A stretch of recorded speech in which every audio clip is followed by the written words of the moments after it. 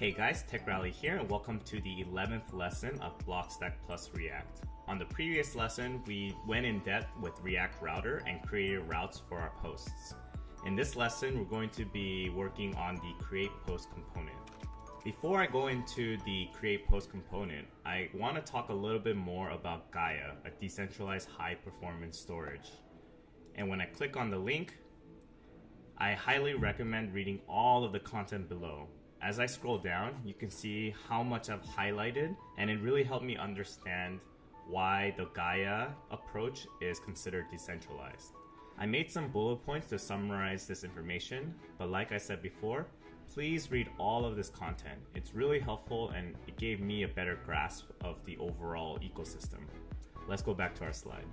With Gaia, you can host data in one or more existing storage system of the user's choice. Most cases, it will be S3 or an Azure Blob Storage. The login authentication process gives an application the URL of the Gaia hub and write privileges via auth token. We can take a look at an example of a Gaia storage for a specific user. In this case, it's me. And based on the user profile, app key, you can find the Gaia storage URL to allow applications to perform read and write privileges on behalf of the user. So if I click on this link, you can scroll down below here, and if I make it a little bit bigger, we can see all of the apps that I am currently using. So in my case, I'm using Stealthy, Graphite Docs, Travelstock, Afari. I have some localhost stuff, which is applications I'm working on locally, but essentially this is the JSON representation of all the apps that current users working on. And what I want to focus on here are the hub URLs located here and here. And what these values represent are paths where an application can look for a user's data. And with that information between authentication and the hub URL path, an application can make write and read privileges on behalf of. So with that information, we have three endpoints. The first endpoint is a GET request, and it's going to say GET read URL prefix / address / path. And if we are looking at the example below, the read URL prefix will be in relation to the gaia.blockstack.org /hub, and the address will be that address key here below, and then the path will be the file where you want to save that information. Like I said before, the address is the unique Gaia key that associates that user with this specific application. The second API endpoint will be the post request, which looks at it via hub URL /store /address /path again. And just like the GET request, the hub URL is similar to the read URL prefix in that it's the hub.blockstack.org, and then the store association, and the address again, and then the path. You notice that the address and the path are the same exact address and path from the GET request, and that's intentional because in this scenario, we want to make changes to that specific endpoint. The last but not least is the GET hub URL /hub info, and what this provides is information about the current user and validates that this current user is who he or she says she is, and allows the application to make read and write privileges. Now that we went over in detail about how Gaia works and its endpoints, I believe that this is a good segue into building our new component, which is the create post form component. So the post create details will encompass the following information. The user will create a post on the admin /username /post /create path. A post will contain an ID, a title, and a description. You can save post information into two separate JSON files. One will be called post.json and the other will be called post-id.json. The post.json will persist and save a list of user posts, and the post will only contain an ID and a title. The second JSON file will persist a single detail.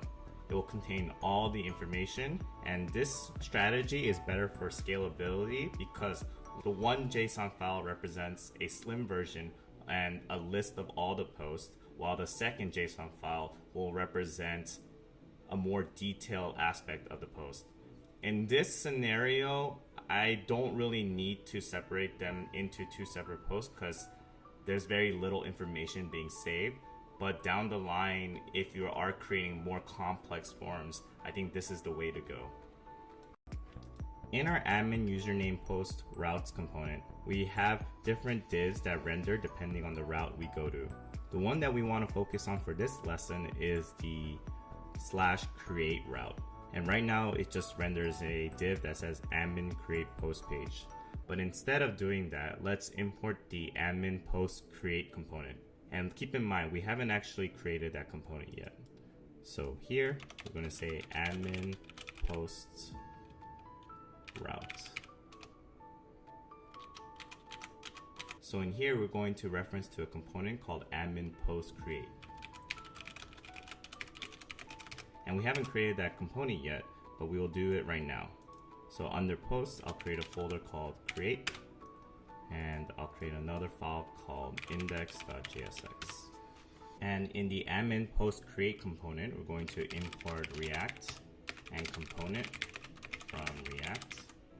And we're going to also import a admin form, which we haven't created yet, from components post form.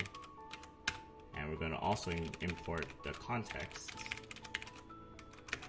from component/user provider. And then we're going to create a class-based component, admin post create extends component, and create a render function.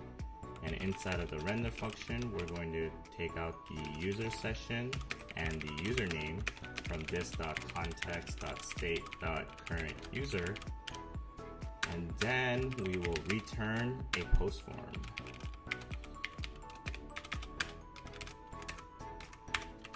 And this post form will have a username passed down and a user session passed down. I realize I'm referencing to two different forms, so I'm going to replace this one with that one. And last but not least, we need to include the context, so admin post create dot context types equal my context. And last but not least, export default admin post create. Awesome. Let's go back to our routes and import that proper component. So we're here, we're going to say import admin post create from pages admin username post/create. And you just need to follow this structure right here. Awesome. Now is the time where we're going to create our post form component. The post form component will expect two props, the username and user session. And with these two props, we can now start sending data through our Gaia Hub storage and saving information about our posts. Let's create that post form component under the components section. So under components, and in this case, we're going to have to create a new folder called posts and create a new component called postform.jsx. Cool. So full disclaimer, creating this post form will require a bit of styling and some effort. So please bear with me as we write this component from scratch. I could definitely just do a copy and paste, but I feel like in terms of learning, I learn a lot better when I'm interacting with the person I'm watching. So let's just get this started and we'll see how it goes. And no guarantees that there won't be any errors or things like that, but either way, let's get it started. So import React and component from React. Import prop types from prop types. And then import underscore from Lodash. And import with router from React router DOM. And I'm going to actually import and copy the React WOMO components that I plan on using. And you could just stop the video here and just copy as needed. And also, I'm going to be importing two functions. And to do that, I need to go back to my utility folder and add a couple of things. So opening up the utilities in our constants, I'm going to create a file called post file name and have that equal to post.json. And that is going to be the path that we talked about in the slides before. And another function I'm going to create is called generate UUID.js. And I'll just do a straight copy and paste here. Awesome. And what this is doing is it's just generating a random ID, and I'm going to need that because when I create a post, I need a way to identify which post I'm looking at as opposed to just the index. And in our post form.js, we're going to import post file name from util/constants.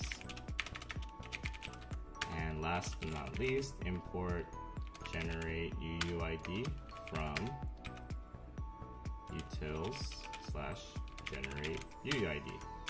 Let's build out the template for class-based components. So class post form extends component render, and we'll keep that empty for now. And then we'll export default with router post form.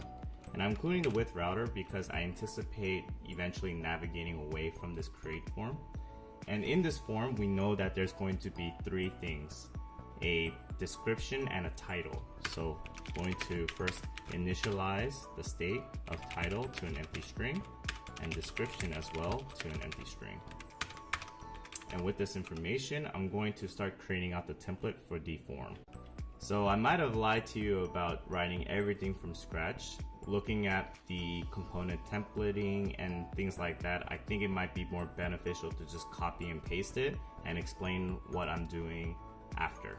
So first, I'm going to copy and paste this, and then let's go down the line of what exactly is happening. So first, we have a card component, and we wrap the card contents with another content component. And inside of this content will be a form. And in this form, we have an onSubmit that references to a function called this.onSubmit, and we haven't created that yet. And also, each form will have an input of a title, and we'll also have a post description that wraps a text area. And right now, each input and text field is referencing to the state that we initialize with. So right now, if you look at the form, it's just going to be empty. We have a cancel button that doesn't do anything at the moment, and a button that allows you to submit the post form. Let's scroll up and add the prop types validations. So static prop types equal user session prop types.object and the username prop types.string. Cool. And we'll create the two functions that this.onSubmit and this.onChange. So let's do the onChange one first. So onChange equals event, and then we'll do this.setState event.target.name is equal to event.target.value.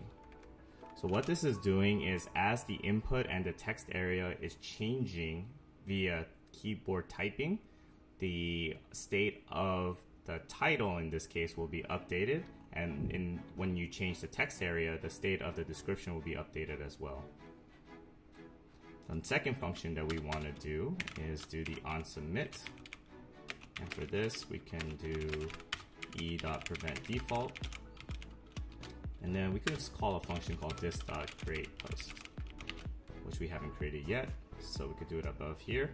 We'll say create post, and for now let's just do console.log I am creating a new post. Now let's run the server and see if the form is actually showing up and we're able to update the state of title and description and eventually send the post.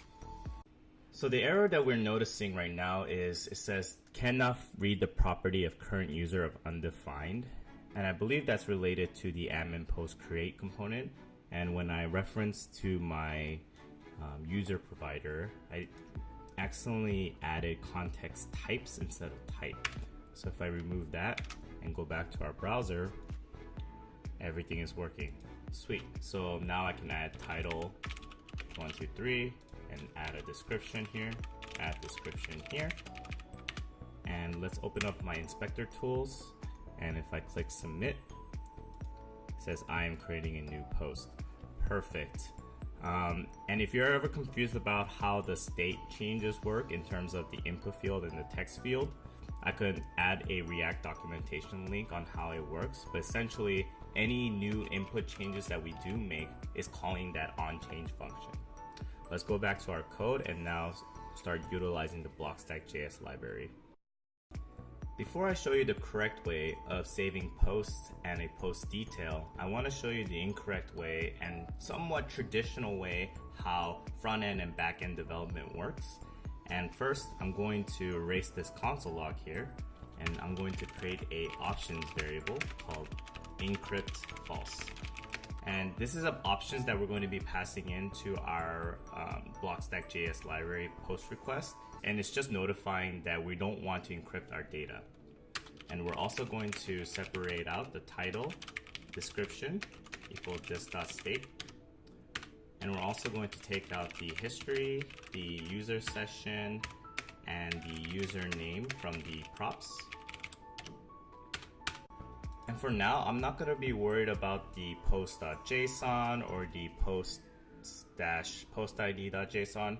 I'm just going to show you a dummy path file that we can reference to and start working from there. So I'm going to create our params first, equal title and description. And here we can write await user session dot put file, and I'll just call it a random.json and reference to json.stringify of the params, and we'll pass in the options here. So I'm using random.json because I don't really necessarily want to save this file or keep a record of it. I just wanted to show you how you can literally choose any type of file name you please for your path. For example purposes, we save it to random.json, and I want an ability to read that as well. So I'm going to add a button here on top of the form. And then we're going on click this.crandom. And then we'll just say crandom. And here we'll just say create a function, crandom. And then we'll say await user session dot get file of the random.json, and then we'll also write decrypt is to false. And I forgot to add a async right here, and I forgot also the user session as well. Let's go to our browser and see if that works. In our browser, we see that crandom button, and we'll ignore that for now, and we'll just say title 1, description 1. Let's submit that and see what happens in the network tab. And right now it's going to make a post request and reference to this specific address and this specific path. Awesome. Now that we've created that post request, we can probably see that random JSON file by clicking crandom. And if we look at the preview, we see description 1 and title 1. This is perfect. It's kind of like we have a backend server without having to set anything up using Rails or Node or whatnot. What are some caveats though? Imagine if I want to create a second post and I put title 2 and I write description 2. We save that information. And as a user, you would expect to have a list of posts like title 1 post and title 2 post. But when I click crandom, all it returns is just the second, or in this case, the latter post. With Blockstack, the front end is primarily responsible for saving and persisting your previous information. So in this case, our strategy of just using random.json is not the ideal case because we're just going to keep overwriting what already pre-existed before. There are ways around this, and I'm going to explain that to you in the next lesson, but I wanted to show you that with the user sessions put file and get file, we are able to now save data using our appropriate Gaia hub associated with that user and application. I hope this lesson was insightful for you, and I can't wait to work on refactoring this code and cleaning it up to make it more scalable from a user perspective. So one thing to note is that if you run into a fail compile error and the error references to a import variable SAS file, what you need to first do is turn off your server, go back to your code, and under source, we're going to create one file, and we're going to name it _variables.sas. And we could leave this empty, and it is a React Bulma component specific use case. So if you're not using this library, then don't worry about it. But for this tutorial and example, we need to include it. And it just has to do with some node modules and Webpack configurations. So let's go back to our terminal. npm run start, and the app should run as normal. Cool, awesome. Just like before, we're able to write a title, and we're able to write a new description. If you run into that problem, then I hope this helps it. Otherwise, I'll see you in the next lesson.